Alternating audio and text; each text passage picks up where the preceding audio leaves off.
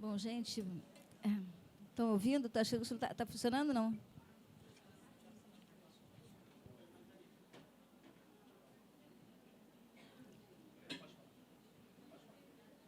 Alô, alô? Bom, agora foi. Bom para você? Bom, gente, primeiro, muito obrigada por terem vindo. Obrigada, Livraria Travessa, cedeu espaço. A Jaqueline e a Heloísa.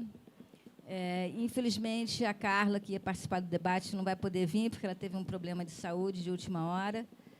E, bom, queria apresentar, então, eu sou a Lúcia Murá, diretora do Em Três Atos. Jaqueline Piatangui é a criadora da CEPIA, que é uma ONG que trabalha com mulheres, foi consultora do... presidente... Bom, eu vou pedir para cada uma se apresentar, eu acho que é melhor, né? Eu sou Jaqueline, como a Lúcia falou, eu trabalhei durante muitos anos no Conselho Nacional dos Direitos da Mulher, na época da Constituição, tive essa oportunidade histórica e sou feminista há alguns anos, espero continuar a ser. Boa noite, gente. Eu sou Heloísa Melino, eu deixo para me apresentar quando eu for falar. A Heloísa está aqui representando a Marcha das Vadias, era um pouco a ideia de trabalhar com o encontro de gerações. Tá? A primeira coisa que eu queria fazer, primeiro eu queria apresentar todo esse debate surgiu a partir de um último filme que eu fiz, que chama Em Três Atos, que vai ser lançado agora. E, então, a gente fez algumas pequenas pílulas para apresentar antes de cada fala. Então, eu queria apresentar um trailer do filme antes do que eu vou falar. Tá?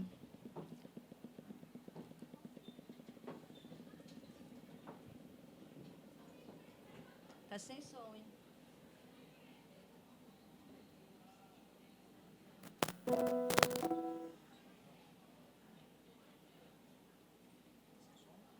Tá sem som.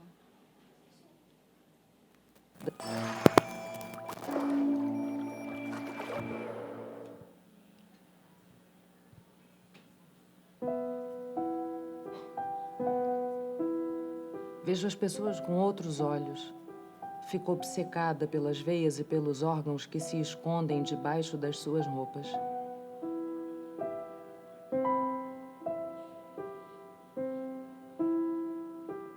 Não é apenas o fato de passar da idade adulta à velhice que é inquietante.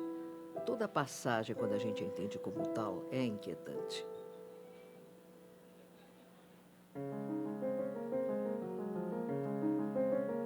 O que eu mais sinto são as agonias da minha mãe. E nesse caminho entre o sofrimento e a morte, eu desejava mais do que tudo que a morte viesse primeiro. Eu não posso ficar com raiva de Deus se não acredito nele.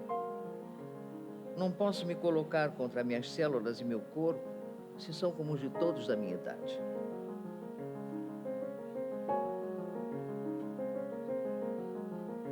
Ela brincava, ela cantava, tentando abafar a angústia, mas ela não conseguia esconder o vazio, um vazio enorme. Para se fazer 3 piruetas, tem de se posicionar, olhar para um ponto fixo e dar um impulso. O estranho agora é ter o movimento guardado no corpo, saber que pode fazê-lo e não poder fazer.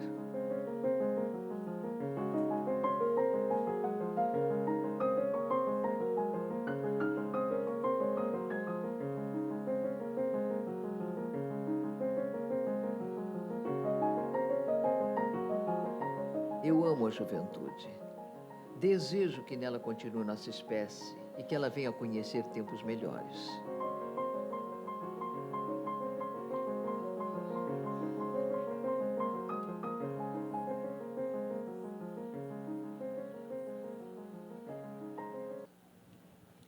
Bom, esse é um trailer do filme, né? E eu gostaria de começar falando por que eu fiz esse filme, né? A questão do envelhecimento é uma questão muito dura para quem começa a viver isso, né? E eu estou enfrentando isso estou com 67 anos e foi uma experiência muito interessante, porque num primeiro momento, assim, quando eu pensei em fazer esse filme, eu tinha uma relação extremamente raivosa com isso, né? Quer dizer, raivosa, eu me lembro de estar num teatro com uma amiga e chegar uma pessoa querendo te dar a mão e a pessoa querendo extremamente ser delicada, mas isso me deixava vendo mais ainda a minha situação de incapacidade, entre aspas, né? E você gritar, não, eu não preciso disso e tal. Então, eu pensei, não, eu quero fazer um filme sobre envelhecer, né? E, num primeiro momento, era uma ideia assim, muito raivosa mesmo, muito agressiva e tal. Mas eu não sabia muito bem, como todo tema geral, né? Porque algumas vezes na minha vida eu fiz isso sobre tortura, fiz isso sobre o lar estrangeiro, era um tema genérico, assim, por onde começar, né?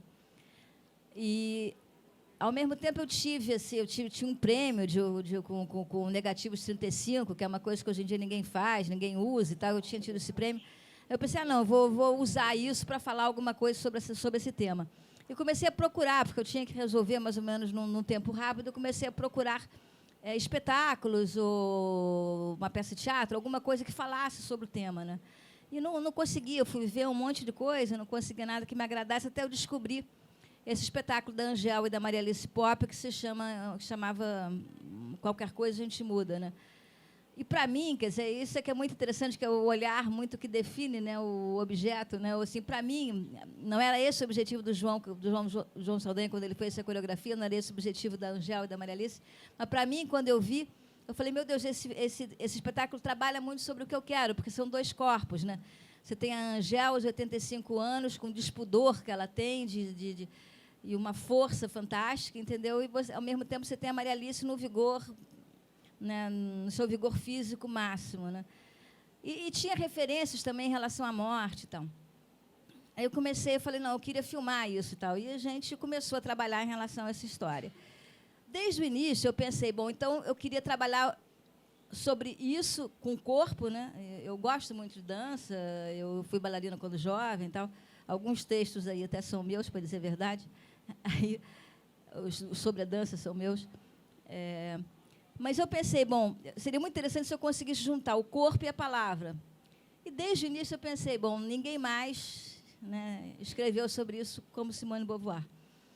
A Simone de Beauvoir é um caso assim, quer dizer, ela foi um grande mito da minha geração. Ela meio que acompanha tudo que eu fiz, né? Para mim é isso, né? E é interessantíssimo, porque o grande livro dela, O Segundo Sexo, é de 1949. Quer dizer, é muito anterior à minha geração. Eu sou geração 68. Mas, quando eu li O Segundo Sexo, ato falho terrível esse. Mas, quando eu li O Segundo Sexo, foi mais ou menos uma revelação, né? E para a minha geração como um todo, quer dizer, ela era uma figura fundamental, foi uma figura fundamental assim, para a nossa descoberta, né? Quer dizer, porque essa geração de 68 foi o quê também? Foi a geração que descobriu a pílula, foi a primeira geração que não casou virgem, que sequer casou, quer dizer, que teve... A grande questão naquele momento não era só política, mas era também comportamental, né? E o embasamento teórico que a gente tinha para viver aquilo tudo era Simone de Beauvoir. Ao mesmo tempo, quer dizer, nós éramos, não somente eu falo uma geração, e aparentemente podia ser muita gente, mas não éramos muita gente, era uma elite, realmente era uma elite branca. Na época, nos anos 60, o número de universitários era somente 1% de universitários. Desses universitários, a quantidade de mulheres era mínima. Eu fazia faculdade de economia, para vocês terem uma ideia. Na minha faculdade, nós éramos entre 3 e 5 mulheres numa turma de 100. Era essa a relação. Quer dizer, em algumas faculdades menos, né, letras e tal, mas nas faculdades consideradas técnicas, praticamente não existiam mulheres, né? Então, quer dizer, você pensar nessa questão do feminino e do feminismo naquele momento, é pensar realmente que era uma questão que estava sendo discutida ali pela elite da elite, né? Ao mesmo tempo, você tinha, naquele momento, a grande luta, que era a luta contra a ditadura, né? E existia muito essa discussão na época, eu me lembro, quer dizer, o que seria prioritário? Depois Jaqueline vai poder falar um pouco sobre isso de uma maneira, com outro olhar, né, que é o olhar que ela viveu, né? Quer dizer, o que seria prioritário? Você deveria defender as minorias naquele momento ou você deveria fundamentalmente lutar contra a ditadura? Era uma das grandes discussões na época, né? Mas, objetivamente, a minha experiência de vida foi outra, quer dizer, eu me envolvi, né, na resistência à ditadura, eu participei da resistência à ditadura, fui presa, e, quando saí da cadeia, quer dizer, começa os anos 80. E Simone de Beauvoir continuou me acompanhando, né? Porque eu me lembro que, no final da cadeia, quando eu estava presa em Bangu, que a gente já tinha mais liberdade de livros, e que eu pude voltar a receber livros, tem alguns livros da Simone de Beauvoir, para mim, que eram fundamentais naquele momento também, porque ela viveu o quê? Ela viveu pós-guerra, ela viveu toda a discussão sobre traição, não traição, o preto e o branco, que foi exatamente esse pós-guerra de quem tinha participado da resistência, quem não tinha participado da resistência, quem tinha colaborado, quem não tinha colaborado, que eram questões que estavam ali para mim naquele momento de novo. Então, de novo, Simone de Beauvoir, nos Mandarins, em todos esses livros, né? Ou mesmo na relação dela com o Nelson, que é maravilhosa, aquela história toda, entendeu? Era uma paixão literária, uma paixão pela escritora, entendeu? E porque eu me identificava profundamente com ela, porque naquele momento eu estava vivendo o quê? Uma derrota, diferentemente da resistência francesa, mas eu vivenciava essa derrota. Mas, mais do que tudo, eu estava vivenciando todas essas questões, porque a gente saía dali para uma democracia. Sair para uma democracia significava que o preto e o branco não mais existiria. Então, essas questões que a Simone levantava, né, da traição, de você, o que é esse pós-guerra, entendeu? Era um pouco o que eu vivia. Então, ela continuou me acompanhando. Então, seria mais ou menos inevitável que, quando eu trabalhasse sobre velhice, eu voltasse a usar Simone de Beauvoir, né? Porque ela também, eu acho que, assim, como escritora, é a pessoa que mais personifica tudo que eu, como mulher, vivi, né? Quer dizer, eu vivi como mulher quer dizer, a afirmação da mulher através do segundo sexo, eu vivi com ela como intelectual essa vivência de pós-guerra e, fundamentalmente, estou vivendo hoje a situação da velhice. Então, para mim, assim, quer dizer, eu acho que uma grande diferença também que a gente tem em relação à Europa, né, é que nos anos 70, quando o movimento feminista explode na Europa, né, a gente vive aqui uma situação de repressão muito grande. Eu, particularmente, estava presa. E, praticamente, você não vive isso, quer dizer, vive de uma outra maneira, que eu acho que a Jaqueline vai falar um pouco. E, enquanto na Europa, você tem uma explosão, né? Quer dizer, as minhas amigas que estavam exiladas, né, na Europa viveram o movimento feminista de uma forma muito intensa, né, muito interessante. E eu acho, assim, muito sintomático disso, né, que é uma coisa rara de você ver hoje, né, que uma pessoa que era uma escritora e uma filósofa, o seu enterro, quando eu estava fazendo pesquisa para o filme, eu vi imagens do enterro dela e foi um enterro de popstar. Simplesmente Paris foi tomada por multidões de homens e mulheres, né, reverenciando aquela filósofa, né? Isso hoje parece uma coisa estratosférica, né? Bom, dando um salto no espaço, eu acho que, obviamente, foi extremamente importante a gente pensar que nós que vivemos e que trabalhamos com Simone de Beauvoir de uma forma tão elitista, né, pudemos presenciar, né, esse ano, o Enem ter feito uma redação sobre a questão da violência da mulher e ter citado Simone de Beauvoir. Ou seja, quer dizer, aquela mulher que nós, a elite, conhecemos, de repente virou uma mulher que foi lida, obviamente, num trecho, mas, em suma, que passou a ser conhecida por 6 milhões de estudantes. Eu acho que, quer dizer, esse é o grande avanço que a gente vive hoje, né? Essa possibilidade de esses 6 milhões de estudantes terem conhecido essa escritora. Quer dizer, obviamente que toda a reação dos fundamentalistas, a loucura toda que ocorreu depois, é retrato também desse outro Brasil, entendeu? Mas eu acho que é importante a gente pensar nesse processo todo como um grande avanço mesmo, o fato do Enem ter publicado um texto de Simone de Beauvoir.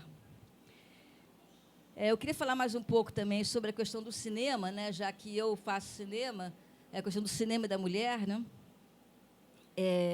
que é uma discussão também que a gente tem muito grande hoje em dia, né, capitaneada até, eu diria, por algumas pessoas em Hollywood, quer dizer, mesmo o grande cinema industrial está discutindo a questão da mulher, a questão da participação da mulher no cinema, né?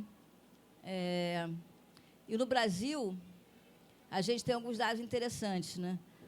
Ano passado, a produção, total da produção brasileira de filmes, você tem apenas 10% desses filmes feitos por mulheres. No Festival do Rio, que é outro tipo de seleção, você já tem 20% dos filmes feitos por mulheres. Eu acho que isso é bastante interessante, porque mostra também que a maior parte dos filmes feitos por mulheres são filmes voltados para questões que os festivais se interessam, ou seja, são filmes voltados para a questão de identidade, para a procura estética. Tanto é que você tem essa diferença entre o total de a participação da mulher dos filmes produzidos e a participação das mulheres no festival. Eu me lembro também um dado anterior, quer dizer, quando, mais ou menos no início da retomada, a retomada foi ali no início dos anos 90, Eu fiz esse cálculo também e a gente tinha uma participação, era maior na época, porque era uma época muito heróica, né? Esse início da retomada foi uma época muito heróica. Eu acho que foi quando as mulheres também começaram a fazer cinema e tal. A gente tinha mais ou menos 20% da participação na produção. Mas eu me lembro que o Festival de Berlim fez uma seleção de filmes brasileiros e os filmes dirigidos por mulheres eram 50% da produção. Isso em 1996. Assim, foi um grande orgulho que a gente teve naquele momento. Mas eu acho que, quer dizer, isso não significa, obviamente, que todo filme feito por mulher é um filme feminista, é um filme que tenha um olhar, né, voltado. Você tem várias comédias dessas extremamente machistas hoje em dia que são dirigidas por mulheres. Eu trabalho sobre a questão, eu trabalho com o cinema autoral e eu penso no cinema autoral, quer dizer, com essa condição, né, essa condição de você refletir sobre o que você, sobre as suas angústias, sobre a sua própria identidade, né? Então, nesse sentido, eu acho que as mulheres do cinema autoral, sim, eu acho que elas trazem uma coisa nova. Eu acho que não é somente você querer que uma mulher dirija um filme, mas é você querer que uma mulher dirija um filme com possibilidade, com liberdade, né, para trabalhar naquilo que realmente faz parte da sua vida, né? Hoje em dia existe um teste que vem desse movimento hollywoodiano, né, de empoderamento da mulher e tal no cinema, que é chamado teste de Bechdel, né? Não sei se você ouviu falar. Que eu achei até interessante que eu descobri que eu não passava em vários desses testes. Não, é verdade, porque, na verdade, são testes feitos muito para um filme tradicional, de narrativa tradicional. O Em Três Atos, por exemplo, não participo porque não tem nenhuma mulher falando com outra mulher. Mas, em suma, eu acho que é um teste que é muito interessante se você pensa num filme tradicional, se você pensa num filme de narrativa tradicional, né? Obviamente que ele não se enquadra nem no documentário, nem em filmes com outros tipos de narrativas que, de repente, não se enquadram. Eu comecei a rir hoje que eu estava fazendo essa conta e vários filmes meus não se enquadravam, inclusive que Bom Te Ver Viva. Se você considerar isso é uma boa ideia. Não, porque eu falei, inclusive, Que Bom Te Ver Viva, que é um filme também só de mulheres, não se enquadraria, porque não tem duas mulheres conversando, né? Mas, considerando que as mulheres falam consigo mesmas, tudo bem. Mas eu acho esse teste muito interessante,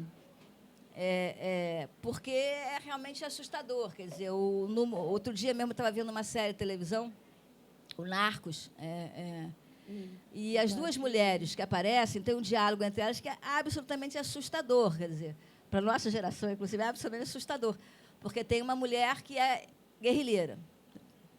Aí tudo bem, ela volta atrás, tudo bem, tal, não sei o quê. Aí tem uma conversa entre ela e a mulher, uma conversa entre duas mulheres. Até aí passava no teste. E aí falam sobre a relação com a violência. Aí a guerrilheira, ex-guerrilheira e tal, guerrilheira naquele momento, fala assim, não, mas eu só entrei nisso por causa dele. Aí a outra mulher, eu também, a outra era a mulher do agente do DEA, né? Cara, é realmente assustador. Essas alturas do campeonato, você tem um diálogo desse tipo, entendeu? Quer dizer, que é justamente isso. Quer dizer, é uma mulher que não se permite ter uma opinião. Né? Ter uma opinião, ter uma decisão, ter uma opção de vida. Né? Quer dizer, e isso agora, quer dizer, um seriado que está passando agora. Né? As duas figuras femininas têm esse diálogo que é profundamente assustador. Bom, finalizando aqui, eu queria dizer que o interessante para mim no Em Três Atos é que são mulheres que tratam de questões da humanidade, ou seja, eles tratam da questão do envelhecimento e da morte. Eu acho que nada mais Simone de Beauvoir do que isso, entendeu? Nada mais assim, gratificante para a gente que teve essa relação com ela, que teve essa admiração mesmo por uma mulher que nos anos, sei lá, 30, 40... Né, brigou com a família. Eu acho que talvez a única coisa datada do filme em relação à sua geração, eu diria que é a relação com os pais, né, que ela fala muito em relação à mãe, né, de como a mãe sentia vergonha dela, né, pela vergonha que ela podia, que é uma coisa muito da nossa geração, né, como as nossas mães sentiam vergonha de certas atitudes da gente, entendeu? Eu acho que a geração de vocês já tem menos isso. Bom, eu acredito, pelo menos, porque eu tenho filha, né? Então, eu acredito que com a minha filha eu não tenha essa mesma relação. E aí eu já estou no outro lado, né? E, bom, é isso. Eu acho que Em suma, agradeço aí a presença de vocês. Queria passar a palavra à Jaqueline, que eu acho que ela vai colocar a história do movimento feminista de uma maneira muito interessante no Brasil.